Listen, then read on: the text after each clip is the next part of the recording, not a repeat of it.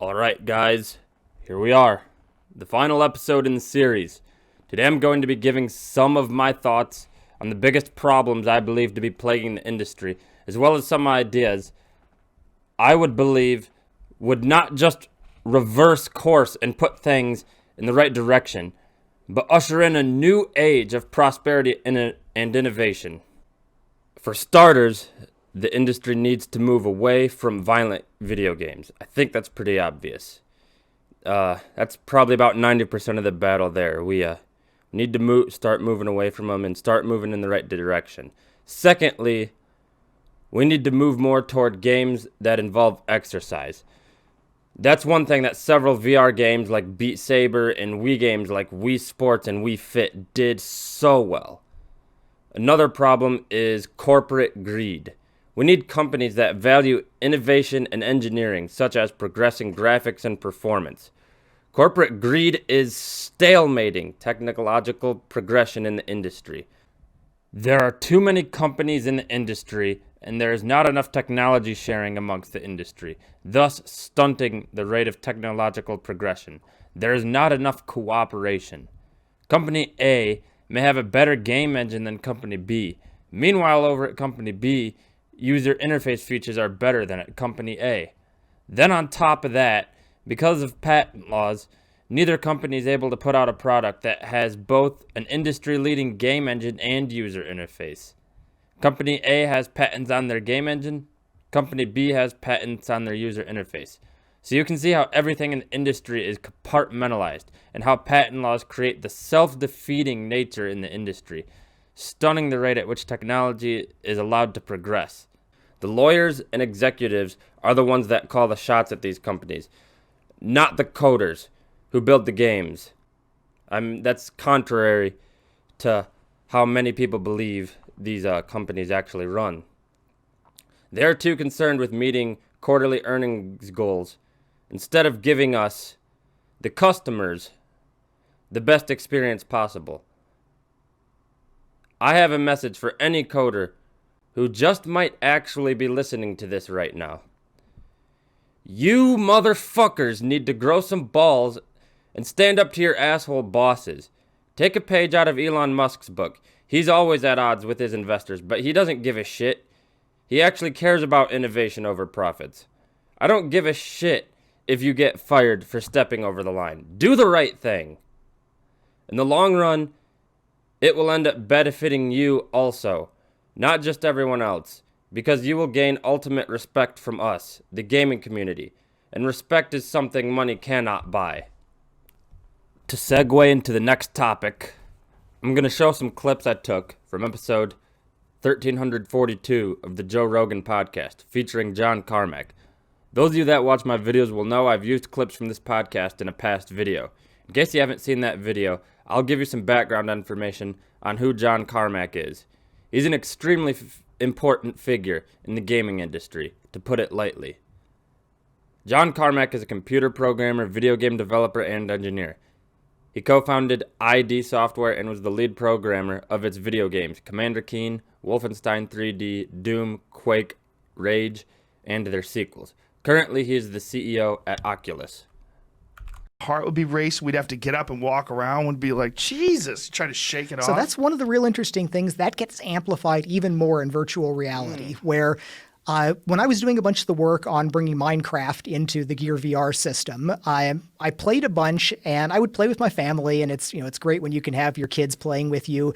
And I would have the VR headset on. I'd be playing in my swivel chair, turning around, running. And I had this really weird sense where there were times that I would remember that not as I was playing a game, but I remembered being there. I remembered like being in that cavern and breaking through into a raining sky, or having the creeper run up behind me. And it was not the sense that I remembered playing a video game. I remembered being there, and that's the power of VR. And for me on the outside, when I look at people making games, like when a game starts building, there's this insane amount of work that has to get done in a relatively short period of time.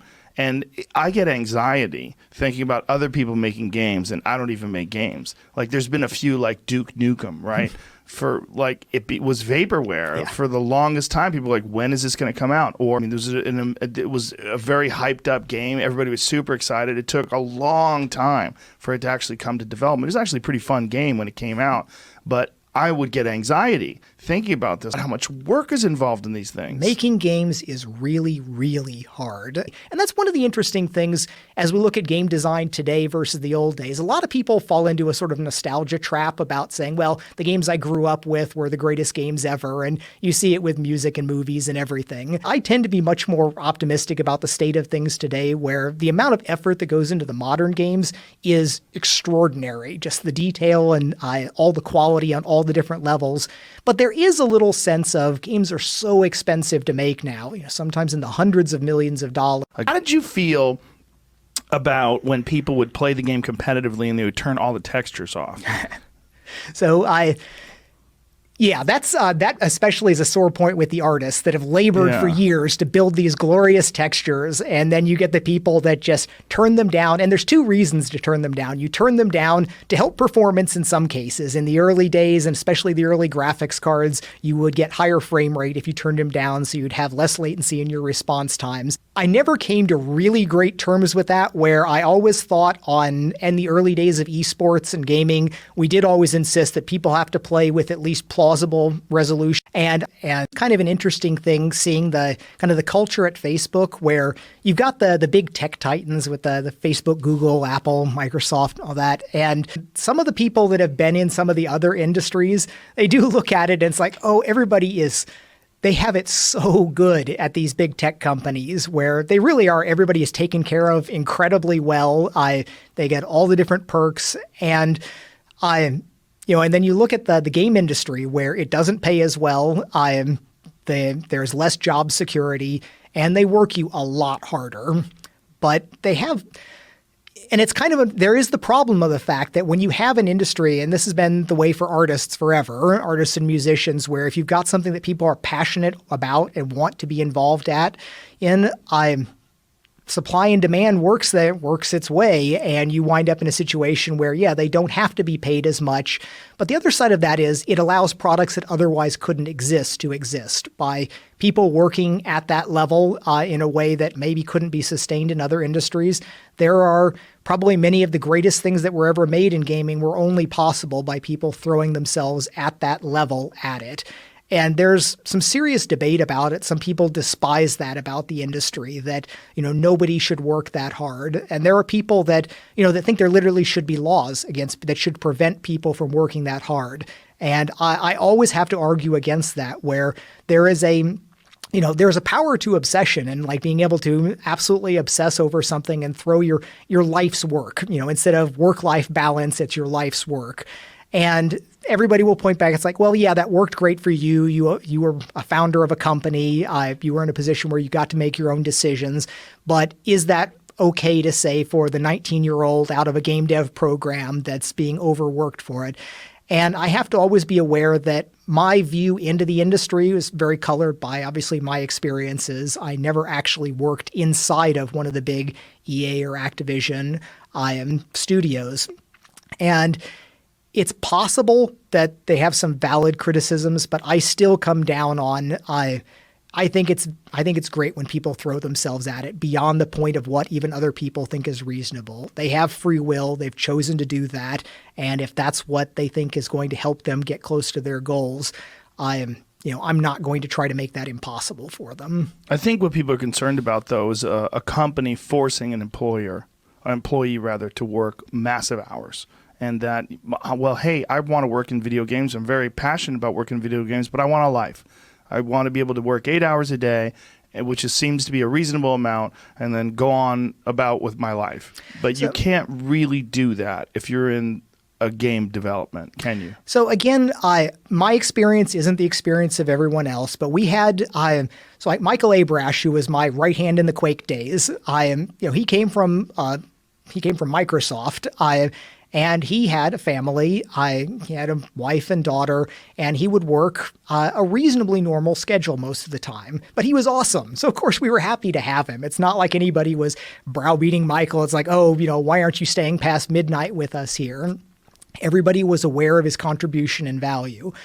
Now, that may not be the case in some of the companies today, but I suspect that if all of a person's peers know that they're doing spectacular work and they say, I'm out of here at 5, if they're actually doing valuable work, I don't find it that credible that the companies are going to get rid of people doing great work just because they're not spending 60 hours a week there. But do they give you a requirement? Like you're required to work 12 hours a day? Is that reasonable? Does that happen? So no, I'm not involved in the HR departments of all of these companies, but the ones that I have been familiar with or that I've known people doing that, largely they come back and say, these people are choosing to do this. And the rejoinder is it's like, oh, it's a toxic culture that makes people want to choose to do that.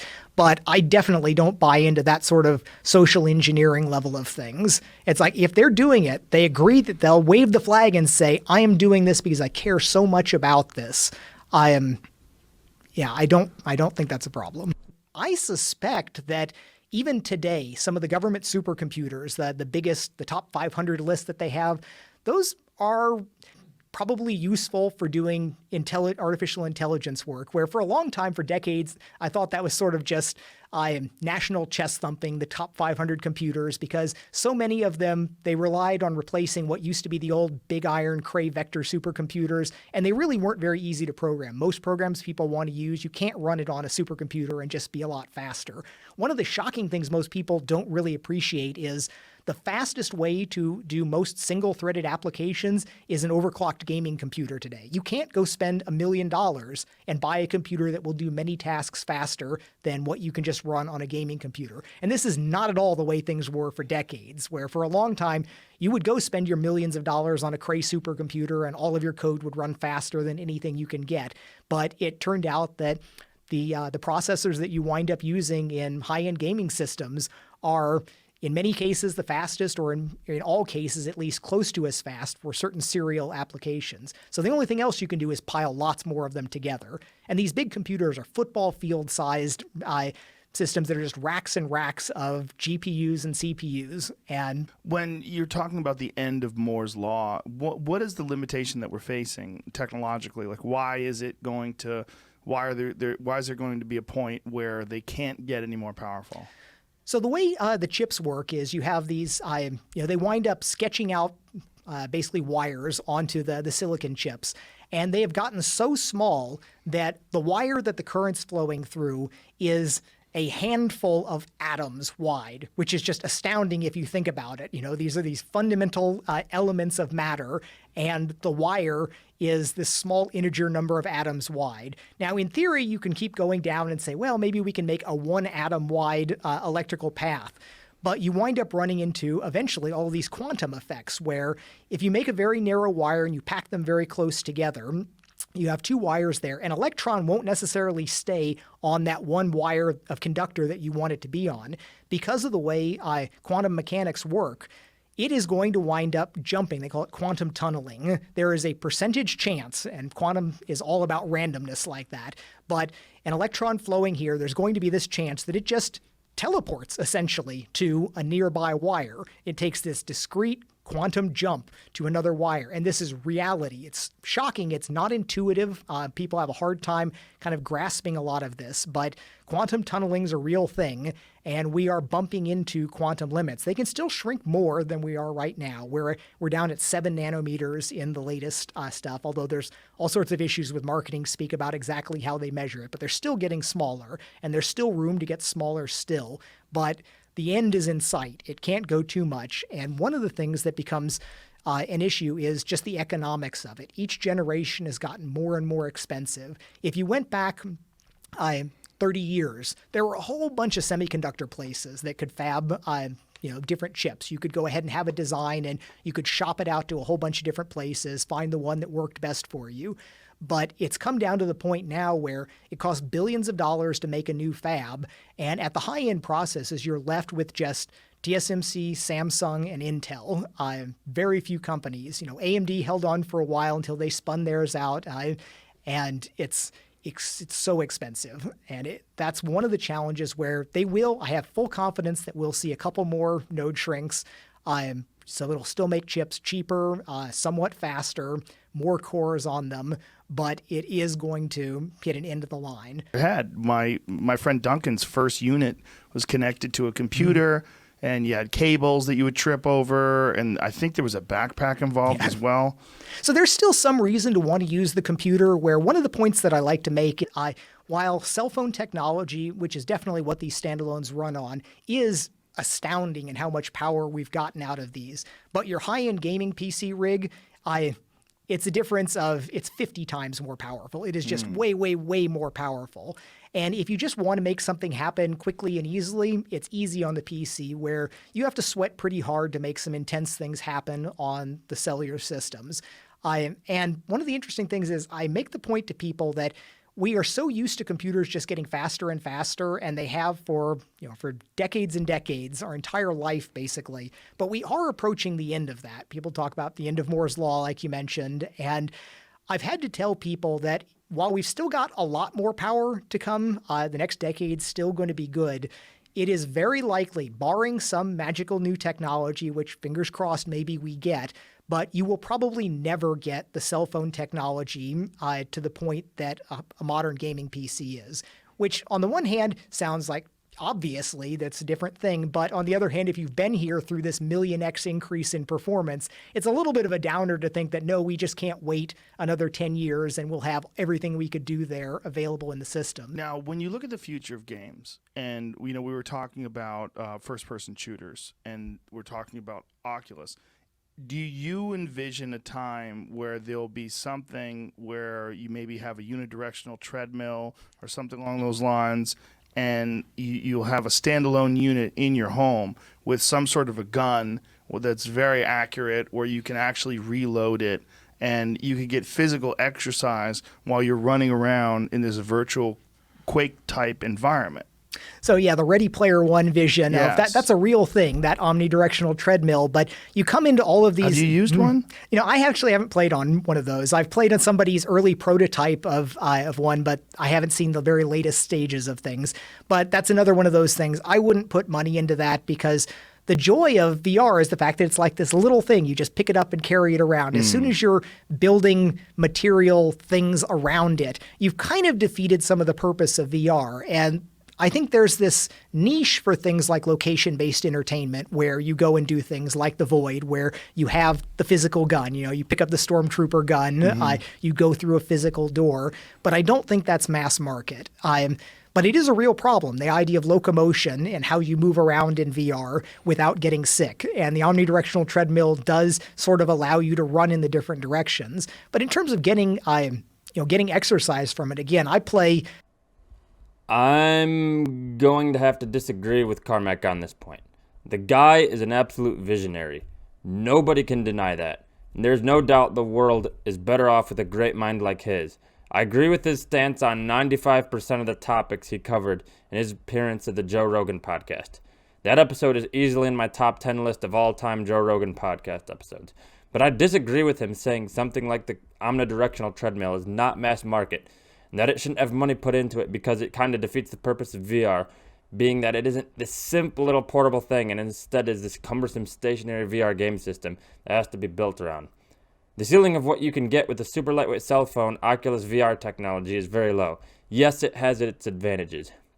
It is simple, lightweight, and easy to use, but there's only so much that you can get out of the small, compact systems.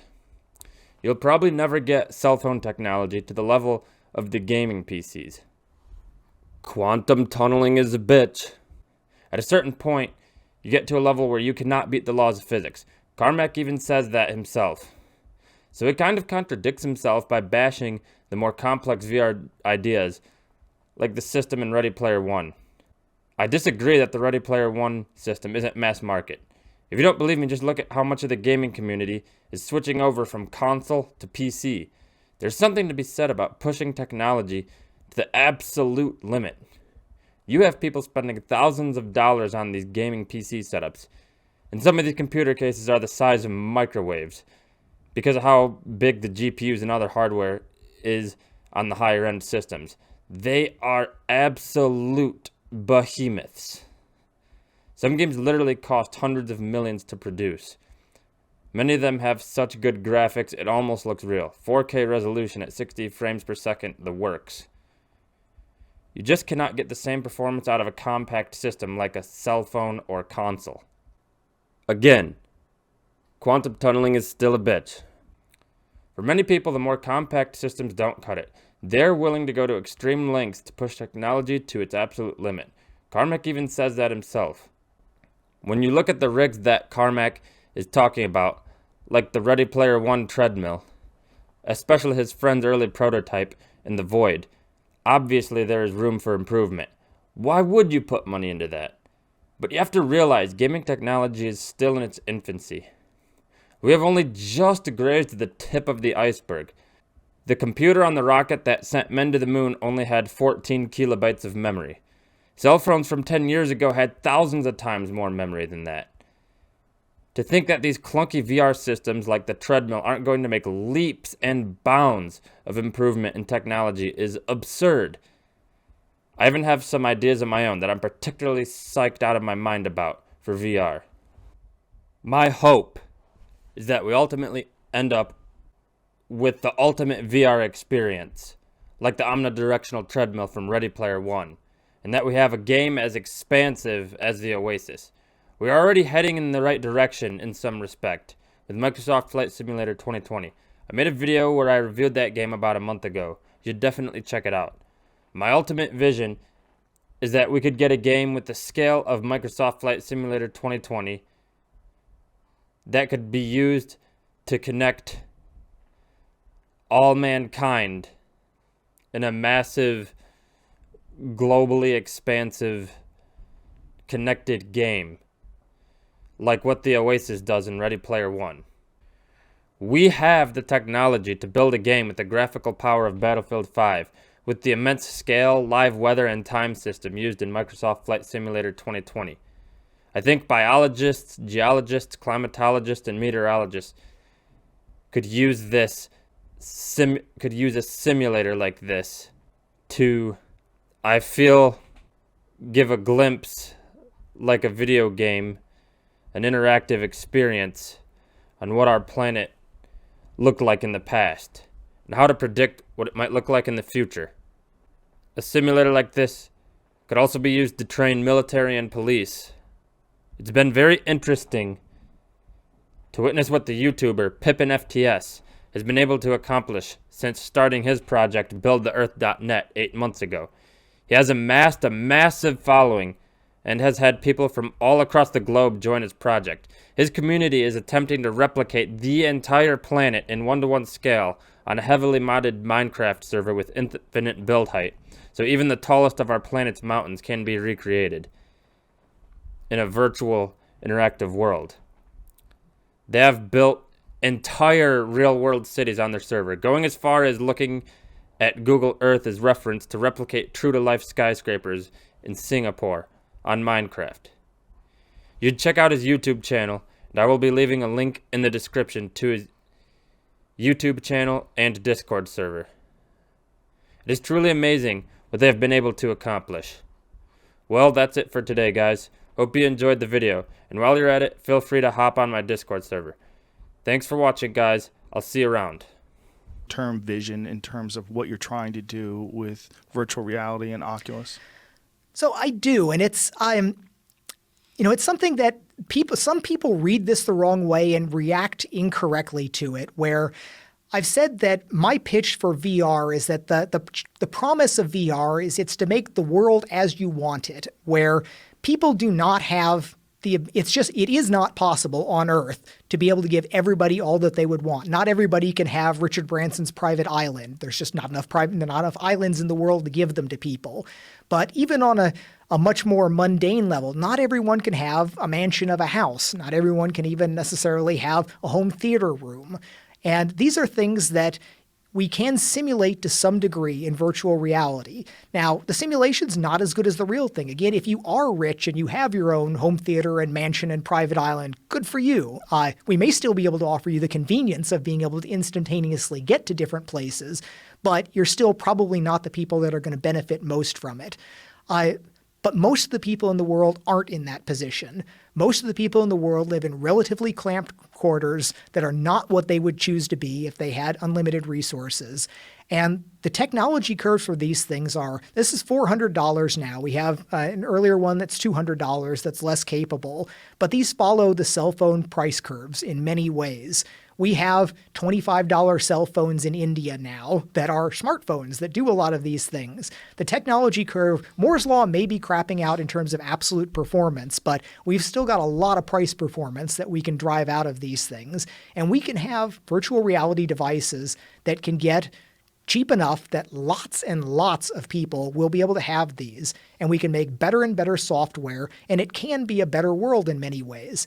Now, everybody points towards, like, there's this piece of art that goes around the internet of this sort of dystopian kid in the corner, drooling with glass goggles on with rainbow pictures on them, and it's a terrible looking place.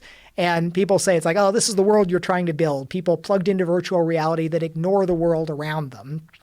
And of course, the first rejoinder to that is, well, is his life really better if he takes them off and he's in this horrible place there?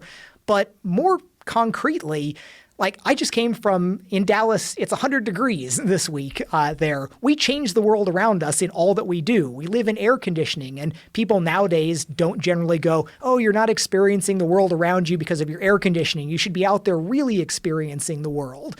That is what human beings do, is we bend the world to our will. And I think that a virtual reality that lets people do things that would not be possible in the world, or it comes down to it, not economical. And a lot of people react negatively to any talk about economics, but it is resource allocation. You have to make decisions about where things go. And I think that economically, we can deliver more value to a lot of people in this virtual sense. We're at the very earliest stage of it right now with the experiences that we have and the things you can do and how long you want to keep it on.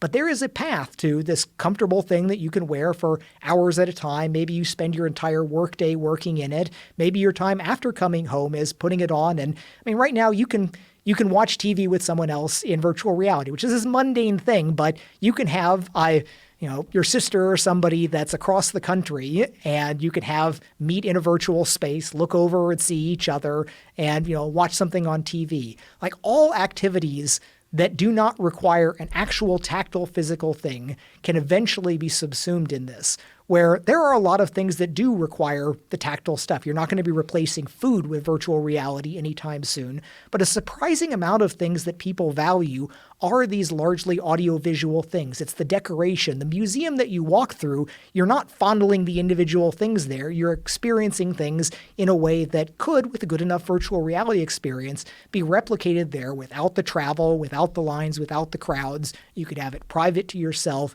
And there's so many things like this. It's not everything. It's two of your senses simulated fairly well. But we can do an enormous amount with this. And I always, internally, I'm almost a broken record in the company. Most people are tired of hearing me harp about this, but it's all about user value. What I care about building things as an engineer, the whole point is to bring value to the world. And I think that virtual reality can bring a lot of value. We're not there yet. We're in very early days of, there are certain niches of people today that can get a great value out of this. I don't pretend that this is something that, everyone in the world can benefit from today, but we're inching our way up towards that. And that's how the world gets better, is by building technologies and distributing to them people so that they have something better than they would have had if that didn't exist. And so while, yes, there is a negative tail on one side from it, I think that this connecting everyone is largely a good thing on net. There are downsides. Maybe there should be things we should be doing to mitigate the downsides. But I think this connection of humanity is on net a positive thing. I tend to agree with you that it is a positive thing. I think philosophically, I think the way we understand each other, the way we communicate, it's very radically different than our grandparents. and all of it seems to be moving in a place where we understand each other better. And you're going to have your side effects like Twitter rage and social media bias, and these confirmation bias groups where people just they sit in these echo chambers and reiterate the same ideas over and over again in each other. And you're also going to get people that are understanding cultures, understanding each other, understanding psychology, understanding the way the mind works, and getting access to information at a rate that's unprecedented in terms of the knowledge that you can get, like just being able to Google things. I mean, and it's, and nobody can actually give them credit for it. And like Mark Zuckerberg and the Facebook leadership, they talk about the mission is to connect the world. And, of course, it's like, oh, okay, of course the Facebook CEO is going to be mouthing these things. But like, I really legitimately do think that the Facebook leadership is doing this because they think that's a positive thing. And I agree with them. Now, I'm not a very social person. I'm an introvert. I'm a hermit mode sort of person so much of the time. But I think that this is, again, a good thing, that connecting more people, giving them the opportunity to find people that they wouldn't otherwise be interacting with, people they wouldn't even have known existed in many cases. I think we'll come out of this, looking back decades in the future. There will have been all the tragic things that happened with social media, but on net, it's going to be good. And again, it's harder for many people that are in an elite thought leader position. If your life is awesome in every way, then yeah, you don't need that much from the virtual world, whether it's on a cell phone or virtual reality. I mean, if you've been, courtside, backstage, pit lane, whatever, if you've done all of these things in real life, the VR version of it is not going to be that compelling. And if you saw people, fixated on all of that, you'd probably think those people are not living in reality. They should just be living in reality. People always want to say, it's okay, put down your phone. Why aren't you living in the real world? And there's another aspect of that where for many people, the world that you get in the virtual world, whether it's on your phone or all the way to VR, the whole reason you do that should be because it's better than the world that you're choosing to step away from. But for so many people, what they get, the people on the other side of the phone that they're interacting with, that's where they'd rather be. The fact that people can find their tribe out of the billions of people in the world, even if they live in some podunk town in the Midwest, I think that's a really wonderful thing. John Carmack, thank you for being you. Thank you. And thank you for everything you've done. Thanks for being here. It's an honor. I'm glad we finally got to do it, and I really appreciate you. All right, great being here. Thanks. Thank you. Bye, everybody. This is a message to anyone out there who is a gamer, artist, programmer, or dev. It's up to you to hold people accountable and stand up for what is right. Don't let the bullies of the gaming industry push you around. Don't give in to fear and intimidation from your supervisors. Don't let the industry fall into the shackles of corporate greed. Don't be just a bystander. Speak up. If you are just a bystander, then you are no better than the bully. Stay strong, my fellow gamers. Together we will win. And as always, remember to go above and beyond the call. My name is Nate, and I will see you next time.